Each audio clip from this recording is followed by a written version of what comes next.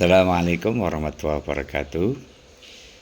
Kali ini kita akan mengulas tentang deep learning ya, sebagaimana yang disampaikan oleh Menteri Pendidikan Dasar dan Menengah Bapak Profesor Dr. Abdul Mukti, bahwa dalam pembelajaran nanti di sekolah atau madrasah akan diterapkan pendekatan deep learning. Nah, kita akan mengulas tentang apa itu pendekatan deep learning. Kalau kita buka di Google ya, kita browsing, kemudian kita tuliskan deep learning, itu akan diarahkan kepada sesuatu yang berhubungan dengan AI ya.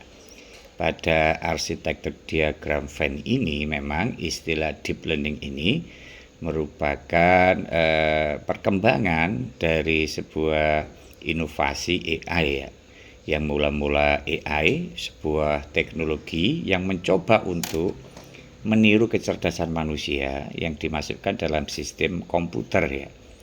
Kemudian ada perkembangan lagi menjadi machine learning ya, atau ML. Ini sebuah keilmuan yang belajar dari data. Nah, kemudian berkembang menjadi deep learning, bagian dari machine learning atau neural network, belajar dari data dalam jumlah besar.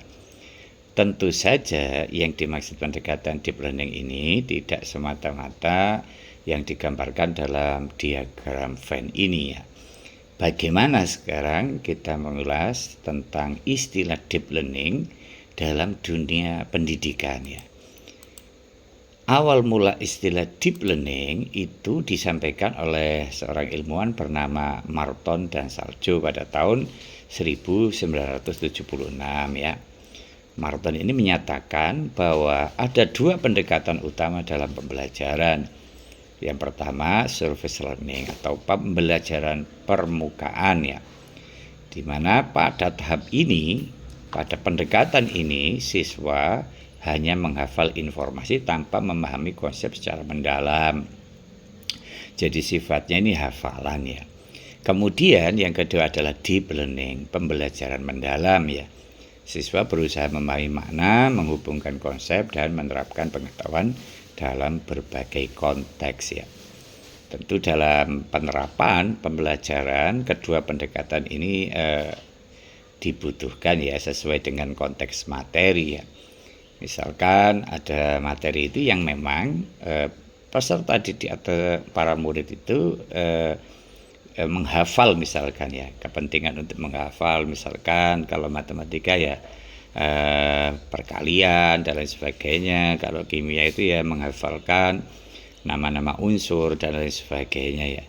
Jadi tetap diperlukan ya proses surface learning ini sesuai dengan kebutuhan materi pelajaran. Kemudian ada lagi yakni pendekatan deep learning ya. Deep learning ini lebih mendalam lagi, bukan hanya sekedar teori, tapi mungkin bisa praktek, kontekstualisasi dan lain sebagainya ya, yang akan kita ulas pada pembahasan selanjutnya ya. Oke, kita lanjutkan ya. Michael Fullan menyatakan bahwa deep learning adalah sebuah kemitraan global yang bertujuan untuk, nah ini kalau kita bicara tentang deep learning, kita itu kelihatannya tidak bisa lepas dari Michael Fullan ya, yang mencetuskan berbagai konsep tentang implementasi deep learning dalam pembelajaran ya. Nah, menurut Michael Fullan ya, bahwa deep learning itu adalah sebuah kemitraan yang bertujuan untuk mengubah peran guru ya menjadi fasilitator ya, yang merancang pengalaman belajar yang membantu siswa mengembangkan kompetensi global melalui pemecahan masalah di dunia nyata. Nah, ini memang tantangan bagi guru ya, menjadi fasilitator ini. Dia harus punya ide, harus punya kreativitas, bagaimana mengarahkan, membimbing peserta didik menemukan pengalaman-pengalaman pembelajaran yang mengembangkan potensi anak ya. Misalkan daya kritisnya, daya analisisnya, dan lain sebagainya. Tidak hanya sekedar memberikan teori-teori yang sekedar untuk dihafal ya, tapi sekaligus mengalami sebuah proses pembelajaran yang mendalam ya. Kemudian yang kedua, mendukung sekolah, pemerintah, dan sistem pendidikan untuk mengubah cara praktek belajar serta cara mengukur pembelajaran yang autentik ya. Kita lanjutkan ya. Deep learning menurut Michael Fullan ya. Kita kali ini ya sekedar pemanasan lah ya. Kita akan mengulas deep learning ini. Selanjutnya tentu kita akan menunggu kebijakan pemangku kepentingan di dunia pendidikan untuk bagaimana mengimplementasikan deep learning ini dalam pendidikan kita ya. Apakah kita akan meniru negara Norwegia yang sudah melakukan pendekatan deep learning ini, atau ada formulasi-formulasi baru yang disesuaikan dengan kondisi negara kita ya. Kita tunggu saja ya. Yang kita bicarakan ini adalah konsep-konsep dasar deep learning ya.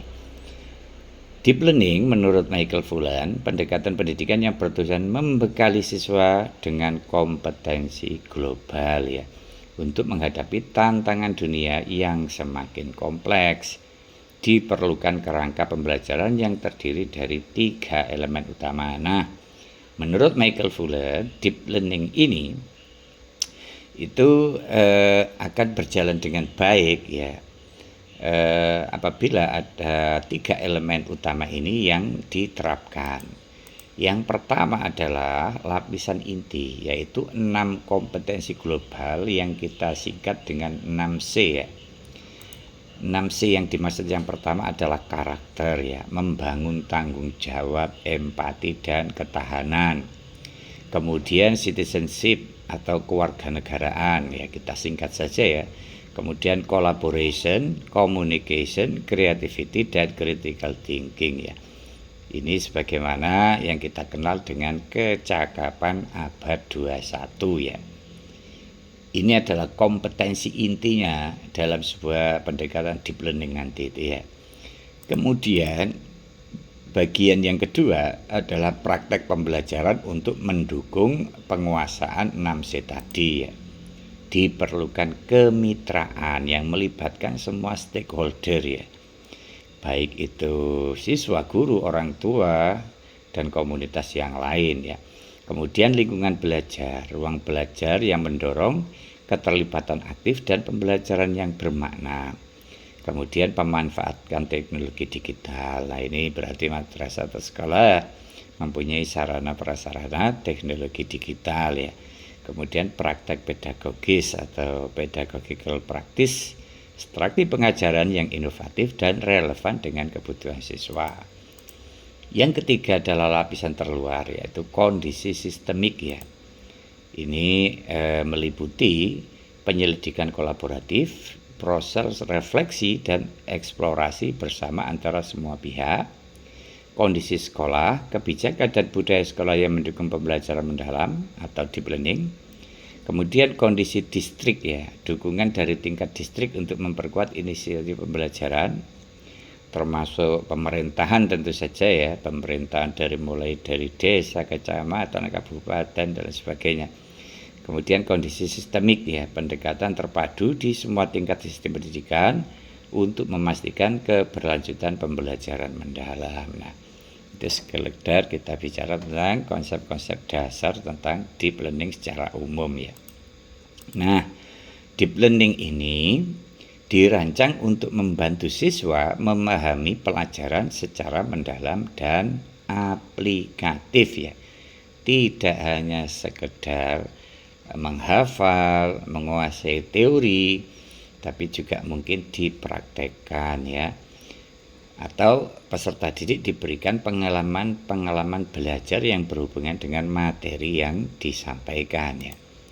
Oke, deep learning secara definisi adalah pembelajaran mendalam ya. Deep learning bukan hanya tentang teknologi, tetapi sebuah pendekatan yang berfokus pada pembelajaran mendalam ya. Nah, pendekatan deep learning dalam pendidikan menekankan pemahaman yang mendalam, reflektif, dan aplikatif terhadap materi pembelajaran. dibutuhkan 3 hal ya dalam pelaksanaan deep learning itu. Yang pertama, meaningful learning, pembelajaran bermakna. Yang kedua, mindful learning, pembelajaran sadar dan reflektif. Dan yang ketiga adalah joyful learning, pembelajaran menyenangkan. Jadi nanti dalam pembelajaran yang kita lakukan, apapun pendekatan ataupun metode-metode, misalkan kita pakai pendekatan project based learning atau pendekatan discovery dan lain sebagainya, nanti yang jadi pertanyaan itu, apakah dalam pelaksanaannya sudah meaningful atau belum? Sudah mindful atau belum? Sudah joyful atau belum ya? Jadi nanti akan seputar itu yang akan menjadi titik entry point-nya ya dalam sebuah proses pembelajaran ya. Oke, akan kita ulas. Yang pertama adalah mindful learning, pembelajaran sadar dan reflektif ya. Mindful learning dalam deep learning berarti peserta didik hadir secara penuh dalam proses pembelajaran, fokus pada apa yang sedang dipelajari serta mampu menghubungkan konsep dengan pengalaman mereka ya. Tidak hanya sekedar teoritis tapi ada kontekstualisasinya ya, yang dihubungkan dengan pengalaman peserta didik. Kemudian mendorong pemikiran reflektif ya, rasa ingin tahu dan kesadaran terhadap bagaimana mereka belajar. Ada unsur metakognisinya. Kemudian contoh, guru mengajukan pertanyaan reflektif seperti bagaimana konsep ini relevan dalam kehidupan sehari-hari. Jadi dihubungkan dengan dunia nyata yang dialami oleh para murid atau para peserta didik. Tidak hanya sekedar teoritis ya. Kemudian yang kedua adalah meaning learning atau pembelajaran bermakna. Pembelajaran tidak hanya sekedar menghafal, tetapi memahami konsep dengan mengaitkan pengetahuan baru dengan pengalaman atau pengetahuan sebelumnya. Kemudian menekankan transfer pengetahuan ke berbagai konteks sehingga peserta didik dapat menggunakan keterampilan dalam kehidupan nyata. Contoh, dalam pembelajaran sains, peserta didik tidak hanya belajar tentang ekosistem, tetapi juga melakukan observasi langsung di lingkungan sekitar ya. Tentu disesuaikan dengan kondisi sekolah atau madrasah. Kalau misalkan madrasahnya dekat dengan lingkungan pantai ya, misalkan kita belajar tentang ekosistem pantai ya, anak-anak tidak sekedar dijelaskan, diterangkan tentang berbagai macam makhluk hidup yang ada di pantai, tapi langsung bisa belajar melalui observasi di pantai itu ya, atau di sawah atau di gunung misalkan ya, sesuai dengan konteks materi ya. Misalkan belajar tentang pasar misalkan ya, jual beli dan lain sebagainya ya, bisa langsung dilihatkan, bisa langsung dikontekstualisasikan. Misalkan mengajarkan tentang ibadah haji ya, bagaimana ritual-ritual dalam ibadah haji ya, tidak hanya diterangkan, mungkin dibuatkan semacam kayak Ka'bah, kemudian anak disuruh praktek sebagaimana orang beribadah haji ya. Jadi itulah yang namanya pembelajaran yang mendalam ya. Pembelajaran meaningful learning, pembelajaran yang bermakna, tidak hanya menghafal ya. Oke, kita lanjutkan yang ketiga. Nah, yang ketiga ini adalah joyful learning, pembelajaran yang menyenangkan. Nah, menciptakan suasana belajar yang menarik, interaktif, dan menginspirasi sehingga peserta didik merasa termotivasi secara intrinsik ya, termotivasi yang tumbuh dari dalam diri peserta didik itu sendiri ya. Kemudian digunakan strategi seperti pembelajaran berbasis proyek, eksplorasi, permainan edukatif atau diskusi yang mendorong kreativitas ya.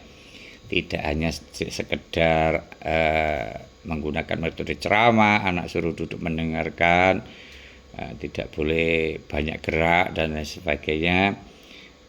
itu pola-pola pembelajaran yang sebenarnya ya baik, tapi harus diselingi dengan strategi pembelajaran yang menarik supaya anak tidak merasa bosan, muncul kreativitasnya ya. Contohnya, peserta didik membuat eksperimen sederhana atau proyek kreatif yang melibatkan eksplorasi langsung dan interaksi sosial ya. Jadi joyful ini sangat penting ya.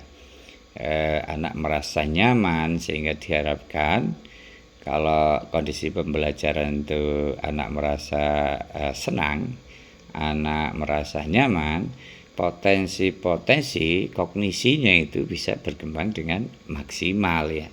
Tentu dalam teori Triun Ben juga dikatakan semacam itu ya. Jadi nanti kalau dalam kondisi nyaman itu akan menstimulasi pertumbuhan otak dalam kognisinya ya. Oke, kita lanjutkan manfaat deep learning dalam pendidikan ya. Pemahaman mendalam, peserta didik tidak hanya menghafal tetapi memahami konsep secara menyeluruh dan dapat menghubungkannya dengan kehidupan nyata. Kemudian berpikir kritis dan kreatif, mendorong analisis, refleksi, dan pemecahan masalah secara mandiri. Kemudian tumbuhnya motivasi intrinsik ya, pembelajaran menjadi lebih menarik dan menyenangkan sehingga meningkatkan semangat belajar ya. Transfer pengetahuan, ilmu yang dipelajari dapat diterapkan dalam berbagai situasi dan konteks baru. Kemudian kemandirian dan kolaborasi, peserta didik belajar secara aktif, berinisiatif, serta mampu bekerja sama dengan orang lain ya. Nah, namun tentu ada tantangan dalam menerapkan pendekatan deep learning ini ya, seperti keterbatasan fasilitas dan kesiapan guru ya.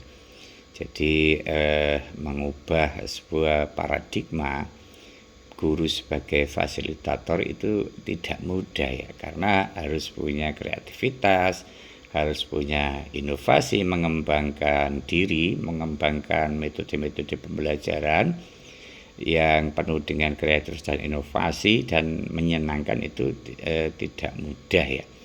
Sehingga diperlukan upaya-upaya pengembangan diri yang berkelanjutan ya. Kemudian juga masalah fasilitas-fasilitas ini tentu harus menggunakan berbagai cara di dalam mengatasi keterbatasan fasilitas ini ya. Dan ini semua pada akhirnya adalah penentu dari keberhasilan pendekatannya adalah kreativitas dari para guru itu sendiri ya. Oke, saya kira itu pembahasan kita kali ini. Semoga ada guna dan manfaatnya. Mohon maaf apabila ada kesalahan. Wallahul muwaffiq ila aqwamit thoriq. Assalamualaikum warahmatullahi wabarakatuh.